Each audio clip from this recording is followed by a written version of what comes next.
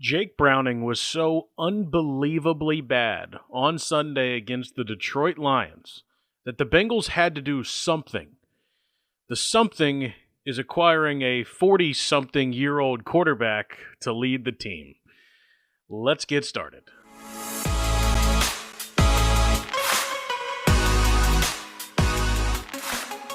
Hi, hello, and welcome into episode number 156 of the Ball Don't Lie podcast. My name is Austin Elmore. If you're watching on YouTube, you see I've brought back the Cup of Joe coffee cup. Now, the main reason for this is because for the first time in a long time, I'm recording in the morning. And the second reason for this is if I can't have Joe Burrow, I might as well have Joe Flacco. That's something that I just said in 2025. Can't believe that. Let's start with the Bengals and the Lions. The Bengals, nobody expected to win this game. They were double-digit underdogs. I think a lot of Bengals fans were going into that Lions game just hoping, okay, can they show signs of life here? Can it look like a professional football team? Can it look like they want to be here? Like, can the Bengals at all just look like a professional football team? And we saw a little bit of that. I don't think the Bengals defense was terrible.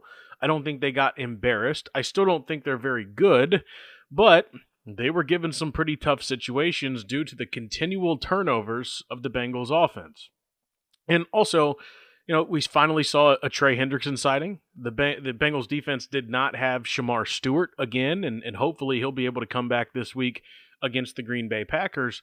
But overall, the defense was put in some tough situations against one of the best offenses in the NFL, and they gave in a few times. There were a couple questionable decisions. Let's start with the opening drive where Sam Laporta went bonkers and ends up scoring a touchdown.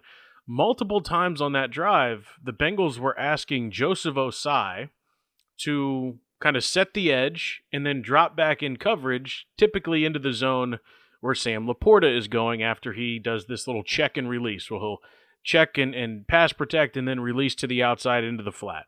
Well, multiple times, the Lions took advantage of the fact that Joseph Ossai, an edge rusher, not a cover linebacker, was being asked to do that. They also took advantage of it when Cam Sample was being asked to do that. This, to me, was a major oversight by Bengals defensive coordinator Al Golden, especially when you consider the fact that Demetrius Knight Jr., your rookie linebacker from South Carolina, is someone with a unique skill set to be able to do that. And Demetrius Knight Jr. didn't start. I go back to training camp. There's footage, there's video. It's well documented of multiple times Demetrius Knight doing this exact thing. He's kind of walking up on the edge. He's standing. He can rush. He can drop back. Now, the reason the Bengals are in this formation defensively is because of the Lions' propensity to run and how good their run game is. So you stack the box. You kind of go with what's called a bare front, and your guys on the outside can drop off. They can rush the passer. Demetrius Knight is got the perfect skill set to be able to rush the passer if he needs to, drop back into coverage if he needs to, or what the Bengals were asking him to do, or asking those players to do, a hybrid of both. Now, Knight did play in the game later on. His snaps clearly were reduced. Don't exactly know why, but he wasn't there on that opening drive, and the Lions took advantage of that and took advantage of a mismatch between Joseph Ossai, Cam Sample, and literally anybody in pass coverage out on a route for Detroit. Probably could have been worse. That was a head-scratching decision by Al Golden. The rest of the head-scratching decisions really came from Jake Browning. And some of them not even head-scratching decisions as much as it's just poor quarterback play. There was an interception that he threw intended for Jamar Chase. Chase wins at the top of his out route, and the ball is 4 yards behind him and gets easily intercepted. There was a deep ball where he goes to T. Higgins into double coverage. There was no reason to throw that ball. He had a wide-open receiver underneath. They're actually coming across the formation in the intermediate depth. He chucks it up there. The ball slips out of his hands. It looks like a wounded duck. It gets intercepted. Then there was an interception later in the game where it's, I think, like a 2 or 3 man route. You've got Jamar Chase in the flat. You got Mike Gesicki with a cross, and you've got a deep pattern. And the Lions are in zone coverage. They cover it well. They have a good rep defensively. Jake never sees Alex Anzalone, who's standing in front of him with long blonde hair the entire time, and tries to force it into a zone. And if Alex Anzalone didn't intercept it, one of the other guys would have behind him, and tries to force it into Mike Gesicki, and that was a real killer for the Bengals. And so you look at that, you look at multiple times on RPOs where he should have handed the ball to Chase Brown, where there was an opening, and when he should have thrown the ball to Jamar Chase. Like, these are basic things. Knowing which receiver to go to when you're supposed to go to him. Understanding the coverage, reading the safeties, all of that. The basics of playing the cornerback or the quarterback position. Leverage, where the corners are lined up, this, that, all of it. And Jake seemed to me to be locking into wide receivers, predetermining what his plan was before the snap, then holding the ball too long when that wasn't there. He would go to his checkdowns, but by that time it was too late. They couldn't even pick up a couple of yards. And overall, Jake Browning was one of the worst quarterback performances this past Sunday against the Lions that I can ever remember by a Bengals quarterback. And on top of that, Browning is coming off the field having a mental breakdown. He was totally crashing out. He was frustrated. He was slamming his hands into his helmet, slamming his helmet down, pulling down on his face mask. You could tell there was a mental block with Jake Browning. His confidence was completely depleted. It was unraveling before all of our eyes, and there was no way you can put him back in the game. And Zach Taylor did. That's where Zach Taylor lost me. I made the decision this week that I think I'm out on Zach. And the main reason for that is because he kept putting Jake Browning in the game. And yeah, Jake engineered some touchdown drives late when the Lions lost another cornerback, and they have so many cornerback injuries. And, you know, there were some plays that were made by some of the guys on offense. Not very much of it, in my opinion, had to do with Jake Browning. But to me, if you're Zach Taylor, you have to have feel. You have to have understanding. You have to know when I should take a guy out of a game or when I shouldn't. And it was clear that Jake Browning was not going to help you win that football game on Sunday, and Zach kept putting him out there. And I don't know if that's an indictment on the backup quarterback, Brett Rippon, who has since been released with the Joe Flacco news, and maybe it is based off of that. Mike White also let go from the practice squad. So the Bengals quarterbacks right now are Joe Flacco, Jake Browning, and Sean Clifford. I don't know. But in that moment, Zach lost me because it didn't feel like he was serious about trying to win. You had to, at the very least, pull Jake Browning from that game and give Brett Rippon a shot just to see what he had, because Jake couldn't do the basics of the quarterback position. And I like Zach. I have a lot of respect for Zach. I'll never say really a bad thing about Zach, and will cherish his time here. They still are alive because of the mess that is the AFC, and certainly alive in the AFC North. They're just a couple of games behind Pittsburgh, and Pittsburgh has a negative point differential through the first 5 weeks of the season. So it's not like you're going up against Buffalo and Kansas City in the AFC North. Like, the Ravens are 1-4, Cleveland's 1-4. The rest of the league, I mean, the Bengals' combined opponents' records the rest of the way are something like 8-26 when you take out the Pittsburgh games. So, I mean, to me, there's life there. There's a reason to at least try, and that's what they did with acquiring Joe Flacco. Excuse me for a cup of Joe here. Golly, that's still hot, huh? So that's what they do with Joe Flacco. Am I excited about this? No, not really. But it is the Bengals doing something. It's the Bengals acknowledging that, yes, our roster's not good enough, our quarterback's not good enough, we have to do something. So the Bengals traded a 5th-round pick to the Cleveland Browns in exchange for Joe Flacco and a 6th-round pick. Then they released Brett Rippon from the roster, meaning your quarterbacks going into Sunday at Green Bay are Jake Browning, the backup, and Joe Flacco, the starter. Yes, the starter. The Bengals want Flacco to be ready to go to start the game in Green Bay on Sunday.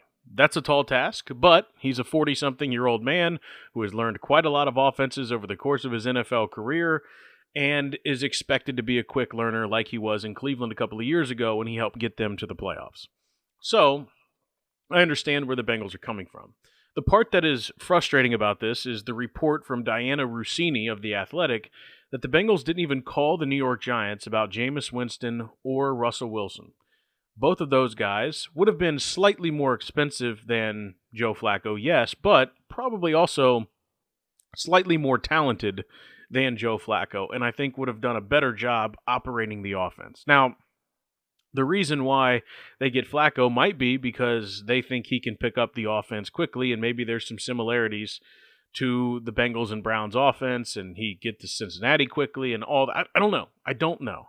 He's also cheaper, and that has to come into a play as well. But I think they're not looking for Joe Flacco to be this guy who comes in and torches the secondary. I think they're asking Joe Flacco, hey, can you know which ball or which player to throw the ball to in this coverage? Can you know what the read is on the RPO? Joe's really good at under center play action. Those sorts of stuff. Like, can you just do the basics of the offense without throwing it to the other team? Because Jake Browning can't. That's how bad it had gotten. And when you look at Joe Flacco's numbers this year, they don't jump off the screen at you, to be completely honest. He's thrown for 815 yards, 2 touchdowns, and 6 interceptions. Yes, 6 interceptions, and he's completing just 58% of his passes. So let's rewind to week 1. Joe Flacco starts for Cleveland against Cincinnati. He has 2 interceptions in that game, both of which were on tipped, dropped passes by his receivers. They also had a drop on a 4th down try by Harold Fannin that could have won them the game, and then they were still in position to win the game when Andre Schmidt missed a field goal. So, Joe Flacco could have beaten the Bengals in week 1, should have beaten the Bengals in week 1, but didn't. He also has never had this type of weaponry around him. Jamar Chase, T. Higgins, Mike Gesicki, Chase Brown, and others. So I think in and of itself, that makes you feel like, okay, few of those interceptions this year, not just against the Bengals, but the others are as well, not entirely on him, not entirely on Joe Flacco, and he's got much better receivers and weapons around him than he has in Cleveland, or he had in Indianapolis, or he had his later years in Baltimore, or he had in Denver when he was in Denver for a season. So I look at all those things, I'm like, okay, Joe Flacco can at the bare minimum operate the offense. You assume the defense gets slightly better each week, especially against lesser opponents, and the Bengals have a chance to go here. And if they can get into the playoffs, maybe Joe Burrow returns. That's the big thing about all of this. It was also reported on our show on Cincy 360 earlier this week, Joe Burrow back in a walking boot. This is a new development. He's not on the scooter anymore. He's in the walking boot. That's a good thing. I don't know if Joe's coming back this year. He posted on Instagram, see you soon. But if the Bengals can get into the playoffs, I think there's a pretty decent chance Burrow does come back. We'll see. I don't know, but we'll see. And if you have a chance in a year like this where the AFC is what it is, you have to take that chance. And that's what the Bengals are trying to do with Joe Flacco. He also has played the Packers already this year and beaten the Packers. Now, his numbers weren't great in that game. He was 21 of 36 for 142 yards, completed obviously just 58% of his passes, a 3.9 average, no touchdowns, 1 interception, and he was sacked twice. The sacks are the other thing. Joe Flacco is immobile. He cannot move very well at all. Again, he's almost 50 years old. The Bengals' offensive line sucks. I mean, they're really, really bad. So going into this game against Green Bay, I was talking about how are teams going to try to defend the Bengals with Jake Browning. Well, they believe that they don't need to rush 4 in order to get to the quarterback. They believe that they don't need to blitz to get to the quarterback. They can just rush 4. And so because of that, they'll sit back in coverage and make Jake Browning try to play hero ball and get himself into trouble. Is that going to change that much with Joe Flacco? Probably not. Anytime a team feels like they can get pressure with 4, they're going to rely on that to make the quarterback's job harder. But Joe Flacco, under pressure, is not good so far this season. And historically, over the last couple of years, has not been great. So I wonder if Flacco is more of a threat as he sits in the pocket to try to, dice up a defense or be more accurate or know where to go with the ball, if teams will bring pressure a little bit more. And if they do blitz a little bit more, can the Bengals receivers win one-on-one better than some of those athletes that Flacco has had in the past? And can that lead to more success against the blitz for Joe Flacco and for the Bengals offense altogether? That, to me, is the ultimate thing. and how defenses are going to play them. For the most part, I think it's going to be a lot of the same. But if they're able to protect him at all, and if he's able to pick apart some of those zones and check downs and move the ball efficiently, then you'll see teams bring the box up or stack the box a little bit more, especially if they can run the game or run the ball. And you'll see teams blitz a little bit more, which provides opportunities for the Bengals playmakers on the outside to win one-on-one. So, going to be an interesting game. The Bengals went from 14.5-point underdogs against the Packers this week to 14-point underdogs when the Joe Flacco news was announced. So, still not a lot of high expectations for the Bengals in Green Bay. I'm heading to Green Bay, so no podcasts, second podcast later this week. We'll do another one next week. It's going to be probably a different type of podcast next week. Don't know if I'm ready to talk about stuff yet on here, but it's going to be probably a different type of podcast next week. I'll talk a lot about Green Bay and my experience there for sure, but I also have some other things that I need to talk about that we'll do on next week's episode. Maybe it's a standalone, maybe it's not. I don't know. We'll see how I feel. But yeah, it'll be next week after hopefully a Bengals win. But either way, looking forward to a trip to Green Bay. Never been to Wisconsin before. I'm excited to check out Wisconsin and go to football mecca, some might call it, Lambeau Field in Green Bay, Wisconsin. Thanks so much for listening. If you liked what you heard, you can hear me weekdays from noon to 3 on ESPN 1530. It's called Cincy 360. You can also follow me at Auty Elmore, AutyElmore. Thank you so much for listening to this episode of the Ball Don't Lie podcast. And as always, have fun, be safe, go Bucks.